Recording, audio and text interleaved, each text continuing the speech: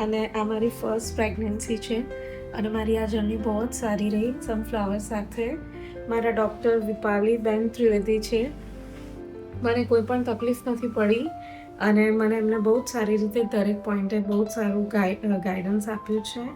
અને મારી ગઈકાલે જ અહીંયા ડિલિવરી થઈ છે.